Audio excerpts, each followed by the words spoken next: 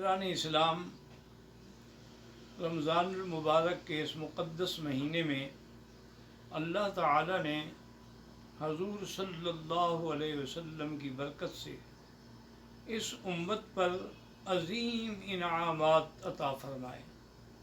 بعض انعامات جو ہیں وہ تو معنوی ہیں، جیسے کہ اللہ نے رمضان کا مہینہ عطا فرمایا اور اس میں لیلۃ القدر عطا فرمائی، جس رات کی عبادت خیر من الف شہر، ایک مہینے سے بھی زیادہ بہتر ہے، یعنی تقریباً 83 سال کے برابر۔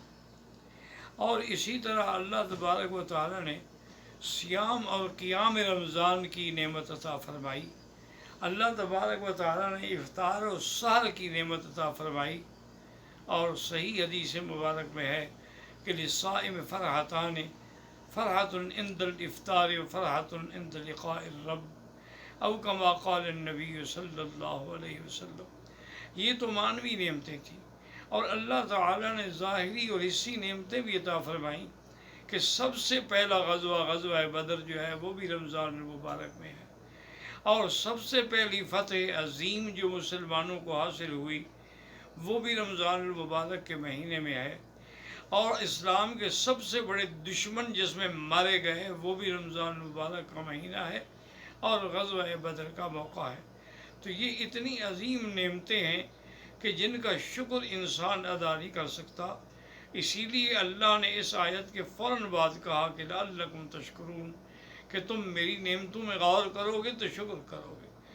اصل بات یہ تھی کہ مکہ مکرمہ کی زندگی جیسا کہ دنیا پہ واضح ہے کہ اللہ تعالیٰ کے نبی اور مسلمانوں کے لیے بڑی پرآشوب تھی۔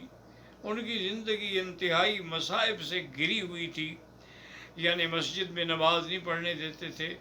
حضور صلی اللہ علیہ وسلم کے گلے میں ایک دفعہ کپڑا ڈال کے بدبخت عقبۃ بن ابی معیط نے اتنا کھینچا کہ آپ کی آنکھیں مبارک ابھر رہی تھیں کہ حضرت صدیق رضی اللہ تعالیٰ آئے۔ انہوں نے اس ظالم کے سینے پہ زور سے گھسا مارا اور کہا کہ تقتلون رجلا ان یقول ربی اللہ۔ اور اسی طرح حضور صلی اللہ علیہ وسلم نماز فرما رہے تھے، پڑھ رہے تھے، تو جب آپ سجدے میں گئے تو ظالموں نے ایک جانور کا پورا اوج لے کے حضور صلی اللہ علیہ وسلم کی پشت پہ رکھ دیا، لیکن پھر بھی حضور سبحان ربی الاعلیٰ، سبحان ربی الاعلیٰ کے وظیفے میں مشغول رہے کہ مولا تیری شان ہے کہ آج کفر کے ہاتھوں میں کعبہ ہے اور تیرے نبی کو کوئی نماز بھی نہیں پڑھنے دیتا ہے۔ اور اسی طرح شیب ابی طالب میں قریش مکہ نے مقاطعہ کیا 3 سال تک برابر، یعنی حضور صلی اللہ علیہ وسلم تک باہر کی کوئی چیز نہیں پہنچنے دی۔ حضور صلی اللہ علیہ وسلم نے شیب ابی طالب کی 3 سالہ قید بھی کاٹی۔ تو یہ بھی مکی زندگی میں تھا، اور صحابہ کرام کو اتنا مارا گیا، اتنا ستایا گیا کہ انہیں انگاروں پہ لٹایا گیا، انہیں تپتی ہوئی ریت پہ لٹایا گیا، انہیں پرچھوں میں لپیٹ کے باندھ کے دھواں دیا گیا، اور اسی طرح بعض صحابہ رضوان اللہ علیہ اجمعین ظلم و تشدد سہتے ہوئے فوت ہو گئے۔ سب سے پہلی شہید جو ہے وہ بی بی سمیہ ہے، کہ جن کو ابی جہل نے حکم دیا کہ 2 اونٹ لائے جائیں۔ 2 اونٹ لائے گئے اور ایک ٹانگ میں رسا باندھا گیا اور ایک اونٹ کے گلے میں، اسی طرح دوسری ٹانگ میں، اور پھر کہا کہ جب میں حکم دوں تو پھر ان اونٹوں کو دوڑا دیں۔ تو ابی جہل نے اشارہ کیا تو اونٹ دوڑے، تو بی بی صاحبہ 2 حصوں میں تقسیم ہو گئی۔ اس کے باوجود بھی بدبخت کا سینہ ٹھنڈا نہ ہوا، اس نے آپ کے یعنی نعوذ باللہ شرم گاہ میں نیزہ بھی ساتھ میں مارا، لیکن بی بی 2 ٹکڑے ہو چکی تھیں۔ تو اتنے ظلم و ستم سہنے کے بعد کچھ صحابہ نے حبشہ کی ہجرت کی اور کچھ صحابہ نے مدینہ منورہ کی ہجرت کی۔ آخر میں کافروں نے دارالندوہ میں جمع ہو کر فیصلہ کر لیا کہ اب ہم نے اللہ کے پیغمبر کو قتل کرنا ہے۔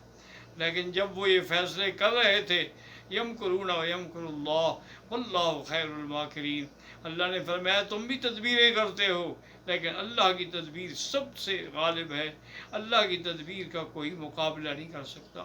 تو اللہ تبارک و تعالی نے حضور پاک کو حکم دیا کہ اب آپ بھی مکہ مکرمہ چھوڑیں۔ اب آپ اندازہ کریں کہ جس مکے میں میرا نبی پیدا ہوا، جہاں حضور کا بچپن گزرا، جہاں حضور کا شباب آیا، جہاں حضور صلی اللہ علیہ وسلم پر وحی اتری، آج اسی شہر کو چھوڑنے کا حکم مل رہا تھا۔ اس لیے حدیث میں آتا ہے کہ حضور صلی اللہ علیہ وسلم ایک اونچی جگہ پہ کھڑے ہوئے